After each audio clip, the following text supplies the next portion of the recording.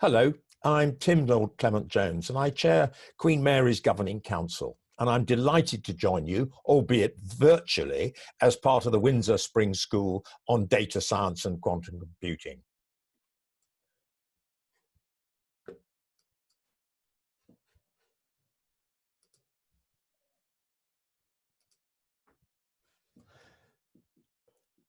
In a brilliant piece in Vox a couple of years ago, Dylan Matthews wrote what many of us are currently thinking. The web, and in particular social media platforms like Facebook and Twitter, were supposed to make information easier and freer to share, to advantage the citizen at the expense of governments, to provide access to more information and viewpoints, and more vibrant debates than residents of democracies had ever experienced before. It was supposed to topple dictators, to build social collaboration, to punish defection and isolation. Now, in 2018, the familiar techno-utopian pronouncements of the 1990s and thousands seem not just wrong, but like a bad joke. Now, most of us need little convincing that things have gone badly wrong somewhere.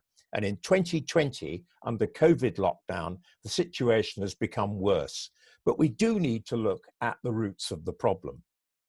As this dog might have it, it's all down to the ability to stay anonymous. Not only did we have manipulation of US elections by Russia through the hacking of Hillary Clinton's emails, but we have the clear possibility of manipulation of US presidential and Brexit voters also by Russia, with the aid of Cambridge Analytica through so-called psychographic profiling, meaning that they use data collected online from 87 million personal Facebook accounts to create personality profiles for voters. They then took that information and targeted individuals with specifically tailored content. And you may have seen The Great Hack on Netflix or have read the Christopher Wiley book Mindfuck. Of course, it's also likely that Cambridge Analytica were making exaggerated claims. An Avaz survey shows that 1 year ahead of the US 2020 elections in 2019, the top 100 fact-check political fake news stories on Facebook were posted over 2.3 million times and reached an estimated 158.9 million views. Some of these fake news stories included the false claim that Trump's grandfather was a pimp and a tax evader, and his father was a member of the Ku Klux Klan. That had 29 million estimated views. The false claim that Nancy Pelosi diverted billions of dollars to cover the costs of the impeachment process. That had over 24 million estimated views. The false claim that Democratic Representative Ilhan Omar attended an al-Qaeda training camp. The false claim that a Trump supporter was mocking a dead migrant child. The false claim that Joe Biden called Trump supporters the dregs of society. That had over 4 million estimated views. Now, I don't think the situation would be much different if we had a UK survey, especially in the light of our own experience during the COVID-19 pandemic, where a rapid response unit within the Cabinet Office has been set up to work with social media firms to remove fake news and harmful content. And now, of course, there is a virulent outbreak of coronavirus fake news. It's harmless to make up quotes from Samuel Pepys, but Ofcom in its surveys is finding much more serious, deliberate dissemination of fake news. Their survey has found that half of UK adults have been exposed to false claims about coronavirus. Almost half of UK online adults came across fake or misleading information about coronavirus in the last week. The most common piece of false information around coronavirus is the claim that drinking more water can flush out the infection, seen by 35% of online adults. This is followed by other claimed treatments, gargling with salt water or avoiding cold food and drink, both seen by 24%. Many people are finding it hard to know what is true or false about the virus. And this rises to more than half of 18 to 24-year-olds. Avaz itself has tracked some of the stream of fake news about COVID that has appeared on social media platforms. Yet, in the face of allegations about political misinformation, Facebook were even more explicit about their refusal to clean up the political arena last year, in saying that they would not ban political advertising, despite being challenged just before our general election, partly on the grounds that it was difficult to define. My old boss, Sir Nick Clegg, may have made some difference, however, in that Facebook now, just this month, allows people to opt out of political advertising. Clearly, they've found a way to define it.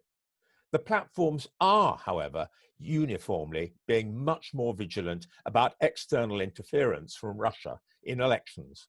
Twitter, by contrast with Facebook, banned all political advertising last September. At the same time, and because of all of this, we now have become much more aware of how our data is being used for the purposes of what we must now call, post Shoshana Zuboff's book, called surveillance capitalism, to target advertising at us or induce a consumer or voter response from us using our own data, especially data inferred from our behavior. Organizations like Amnesty International have picked up the human rights implications. Online advertising previously were based on demographic data. Demographics were determined and targeted based on age, income level, educational attainment, the likelihood a household would contain children, etc. A voter was targeted based on averages and abstractions. But now it's personal, online, political micro-targeting. OPM is what George Monbiot has described as personalized political advertising to bypass our rational minds and alter the way we vote. Reinforcing this, we've had David Sumpter's book, Outnumbered, From Facebook and Google to Fake News and Filter Bubbles, the algorithms that control our lives. And what we're really seeing is the consequences of what one writer, Clay Shirky, has called improvement in the effectiveness of behavioral economics and its real-world consequences of making advertising work as advertised. This is how the journalist Fergus McCowan put it. Traditional advertising, party political broadcasts or flyers, approach people in good faith. They're clothed fully in the garb of an ad, and people understand them as such. People have developed a tolerance and psychological barriers that mostly block them out. Ads just become part of the world and are as noticed as the street furniture, such as bins, benches, and bus stops voters encounter on every street. What Cambridge Analytica did was to try to get around our critical faculties. It was an act of trickery, of manipulation. Similarly, Hannah Fry in her book Hello World, and last year Cathy O'Neill in her book Weapons of Mass Destruction, both make the case that we must specifically tackle the issues around the operation of AI and algorithms, given the potential for bias and inaccuracy. So if you like, we have a contrast here between misguided trust in social media and Metcalfe's law of networks, which multiplies the impact of fake news. Metcalfe's law has led to enormous and growing power for social networks, but now we have a rising level of mistrust. As the Observer newspaper said in the aftermath of the revelations by Carol Cadwallader of the Cambridge Analytica scandal, and then the allegations that Vote Leave may have manipulated electoral law to get round the spending limits set by the Electoral Commission for the EU referendum. British electoral law is based on two principles. First, that elections should achieve a level playing field in terms of resource. Parties and candidates face national and local spending limits. Second, that elections should be conducted under conditions of openness and transparency. Candidates have to be transparent about the material they're using to communicate with voters, and it is illegal to make false claims that are in that material. But they say the modern realities of electioneering are putting these principles under strain. And they went on, the trend towards micro-targeting risks moving us further away from the democracy of the public forum, towards a fractured, individualized democracy in which swing voters are targeted based on narrow issues, using false claims or under-the-radar dog whistling that are not subjected to public scrutiny. Meanwhile, voters seen as already decided or insignificant to the result go ignored. Now, in this context, the erosion of public trust is a real issue. A recent report by Illicit Insights, Artificial Intelligence, and the very real world anxiety it causes, in a sample of consumers, almost 3/4 believed companies would go too far with AI. The report adds that recent events at Facebook have created distrust with users, with 1/4 of those polled saying these issues had changed their perceptions around AI. Now, during the time that we were collecting evidence as part of our select committee report into AI in the House of Lords, we had some confidence that we had a window of opportunity in which public trust in artificial intelligence could be maintained, during which we could at least nationally and hopefully also internationally put strong ethical frameworks into place. But now, however, as a result of recent data breaches, fake news allegations, and micro-targeted messaging, in particular the Cambridge Analytica controversy, I believe that window is rapidly closing. And debate about the COVID-19 app and the technology around it has only added to that. And there is no doubt that the public is beginning to wake up to the problems with micro-targeting and algorithm bias that underlie the social media platforms and their advertising. So the mistrust risks contaminating the whole technology sector. And I want to come back to that later. So what should the consequences for social media be and its regulation? Well, of course, there are many laissez-faire proponents who say it's our individual responsibility to take action. In this school, we have the colourful recommendations by Jaron Lanier in 10 arguments for deleting your social media accounts right now, that we do just that. What Lanier calls the bummer environment, behaviors of users modified and made into an empire for rent by social media platforms, is, he alleges, among other things, making us lose our free will, making us, in his language, not mine, I hasten to add, into an arsehole, undermining truth, making what we say meaningless, destroying our capacity for empathy, making us unhappy, depriving us of economic dignity, and crucially, for today's purposes, making politics impossible. Now, those are pretty powerful arguments for simply not engaging what are called hooking systems, using captivation metrics, but which are less visible and can be almost as insidious. So there have been, in consequence, a number of past and present parliamentary inquiries in the UK by the Commons Digital Culture, Media and Sports Select Committee into disinformation and fake news, and now a special inquiry has been set up by the House of Lords into democracy and digital technologies, chaired by Lord Putnam, which I hope will report later this year. The Centre for Data Ethics and Innovation has also been active in looking at online targeting and fake news. One of the ways of tackling some of the issues is to ensure the adoption by governments and business here and internationally of a strong ethical framework for research, development, design, and application of AI systems to ensure that artificial intelligence is developed and applied for human benefit. And this applies especially in the use of algorithms on social media platforms. Artificial intelligence should operate on principles of intelligibility and fairness. We must design our AI systems so we do not repeat the human prejudices of the past. Our select committee suggested a code of ethics to enshrine these principles, which one of our number, slightly tongue-in-cheek, called a new Magna Carta, hence the graphic that you can see. If we could put such a framework in place, we can help ensure that the public will have faith that AI is and will continue to be our servant, not our master. That is what we must do to ensure we can go forward and innovate and continue to develop and use these new technologies with confidence. It is now clear that technology and social media platforms can't be left to be value neutral. That is why governments need to be involved in regulation, not only as regards hate speech, terrorism, cyberbullying, data sharing regulation, but also in terms of an ethical framework and action by the Competition and Markets Authority to enforce competition in the tech and digital space, and very clear electoral regulation. Now, Jaron Lanier says it's all down to the individual, but having looked at what is possible during our AI inquiry, and especially having had the benefit of reading Jamie Susskind's book, Future Politics, I'm not prepared to abdicate the leadership role of politicians, legislators, regulators, establishers of ethical principles, call it what you will.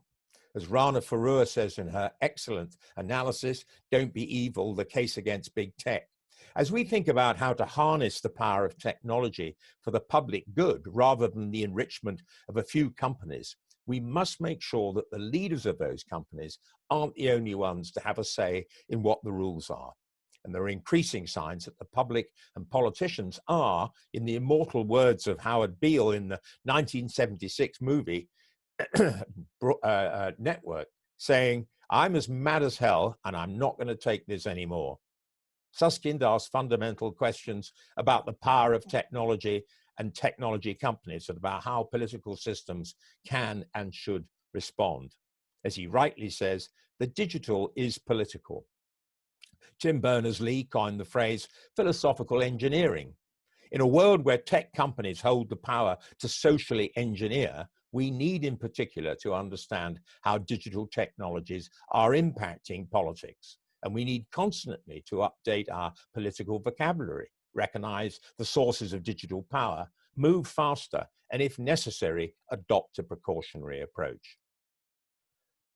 The government's own digital charter, published back in January 2018, was strong on its aspiration to lead the world in innovation-friendly regulation that encourages the tech sector and provides stability for business, and increases public confidence and trust in new technologies and create the best possible basis on which the digital economy can thrive. But it was weak on regulatory proposals. And much has changed in that short period. And the tide of political and public opinion has changed greatly. The white paper on internet safety, published last year, recommended a duty of care by the platforms to tackle online harms. And the government has now confirmed that it will be taking this approach forward with Ofcom as the regulator. And there are difficulties of definition, and care will need to be taken to protect freedom of speech. But in principle, this is the right way forward. Baroness Bevan Kidron, with 5 Rights, spearheaded an incredibly effective all-party campaign to include a statutory age-appropriate design code in the Data Protection Act, which now sets out the standards of data protection that online services must offer children. And the Information Commissioner has now published the code to address what has been described as the asymmetry of power between children and the technology they are using. And this is now enshrined in law. But so far, the government efforts in terms specifically of dealing with the abuses of social media have been very limited. There's been a culture of hands-off regulating the internet, which favors the platforms. And the government is yet to adopt the recommendations as to transparency of source and funding by the Electoral Commission in its digital campaigning document, Increasing Transparency for Voters report of June 2018, which calls for urgent reforms to electoral law to combat misinformation, misuse of personal data, and overseas interference in elections.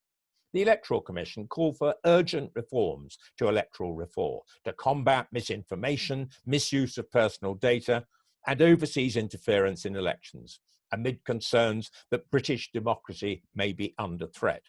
Transparency, particularly on campaign contributions and lobbying, including by think tanks, is vital. But it looks as if we're going to need to be much more prescriptive over use of the internet to make personalized approaches in political campaigns.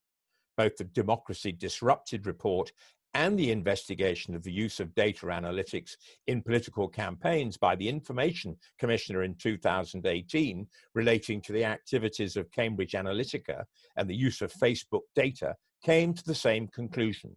But as with the recommendations of the Electoral Commission, we've had no regulatory action, and we've had a general election in the meantime. And of course, the failure to publish the report of the Intelligence and Security Select Committee on Russian interference is highly relevant in this context too. There are other issues surrounding data use, sharing, and control too. In 2018, Yuval Noam Harari argued that the greatest danger facing liberal democracy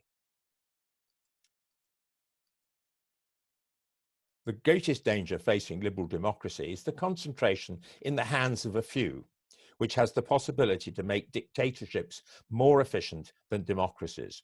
To Harari, whoever controls the data controls the future. Whereas land and later machines were previously the most important global assets to nation states, as he says, in the 21st century, data is becoming the ultimate currency of power and control. In our own Select Committee report, we noted access to large quantities of data is one of the factors fueling the current AI boom, and we were adamant that large companies which have control over vast quantities of data must be prevented from becoming overly powerful within the AI landscape. And we need new competition tools to level the field where data is concerned, so that our SMEs are not hindered from innovating through lack of access to training data. The creation of a digital markets unit and greater powers for our UK Competition and Markets Authority to prevent data monopolies, as the report by Professor Jason Furman, former president of Obama's Council of Economic Advisors, recommended, will be a significant step. And we also need to be able to have greater personal control over data and the way in which it's used.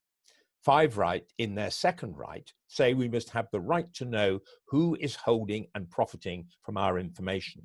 So we must get the balance right between maximizing the insights which data can provide to improve services and ensuring that privacy is protected. And we need to use these mechanisms, such as data portability, hubs of all things, and data trusts to ensure this. The formation of the Center for Data Ethics and Innovation has been a useful step in helping to work out where we need to regulate and where we can rely on codes of conduct or ethics. And one of the key issues, now beyond electoral issues, surrounds the question of what other regulation do we need to protect democracy. We need to consider seriously the circumstances in which regulation is required. The Center for Data Ethics and Innovation has been carrying out research into a number of areas, including online targeting and deep fakes, which may lead to regulation. Fake videos on the internet are manipulated to make it look like people said things they never said. At the VR filmmaking conference, SIGGRAPH, in August last year, an artificial intelligence-powered system was demonstrated which can create photorealistic videos in which people can sway, turn their heads, blink their eyes, and emote. Basically, everything that an actor does and says in an input video will be translated into the video being altered. Participants in an experiment struggled to determine whether or not the resulting videos were real. And you may be surprised that we had a question on the implications of this only a few weeks ago in the House of Lords. Most recently, the CDI has published a report on online targeting, which recommends regulation in this space to enable us to realize the potential of online targeted advertising while minimizing the risk. And just this week, they've also published a so-called barometer, which takes a comprehensive look at the risks of adoption of AI in different sectors and where regulation is needed. One of the prime candidates for regulation is live facial recognition technology. The use of facial recognition technologies is widespread. The Metropolitan Police Commissioner remarkably has described this technology as potentially Orwellian. But we have only in the past couple of months seen an announcement by the Met themselves that they're rolling the technology out. In my view, and that of the Science and Technology Committee and many other organizations, we need an immediate moratorium so that we can take stock and then set some clear regulatory parameters. Now, in a piece of good news, recently, very recently, major tech companies have woken up to the issues surrounding live facial recognition. IBM is pulling out of the facial recognition technology market, citing concerns about racial profiling and violations of basic human rights and freedoms. Microsoft is pulling back from selling facial recognition systems to police departments until there is a federal law. And Amazon is to ban police use of facial recognition technology for a year. And in practice, I do not believe that they will be selling LFR technology until regulation is put into place. And generally, regulators across the world are having to confront some difficult decisions as they understand more about the data being collected and who is collecting it. But at the end of the day, all this isn't enough. Regulation by itself will not deal with all the issues. Even though we're facing issues that threaten democracy, we should be trying to preserve the good the internet has done as we work to mitigate its harm to our political system. As another writer, David Weinberger, has said, we are far more engaged, far more politically informed. We would scream and cry if we were forced back into the old political information ecosystem. So as well as regulation, there needs, as George Monbiot says, to be positive adoption of digital tools for public participation. He also considers blockchain technology has a place in breaking down the barrier between government and citizen. In all of this, digital understanding or digital literacy is of huge importance, as emphasized by Everyone and Five Rights.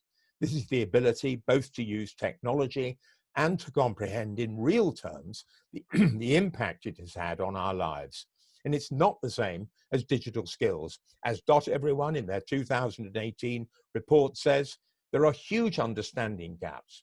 Everyone have been working across the board with leaders in the public sector business to overcome digital blind spots, which they describe as ignorance about how adverts target us, how our personal information is collected, where prices can vary, where our news comes from, and how products and services are paid for, by, in their words, helping people gain the skills, knowledge, and mindsets they need to help organizations and stay relevant in a digital age.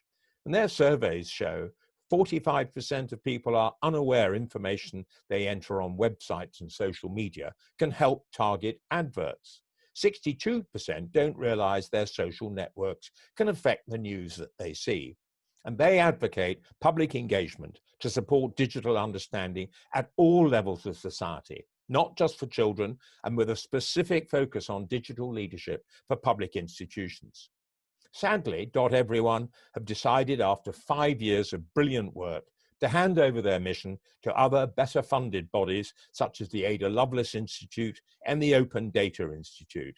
I believe it is this digital understanding agenda is absolutely crucial, and it's crucial that that work continues so that we do face the challenge, the democratic challenge of the introduction of new technology. Thank you very much.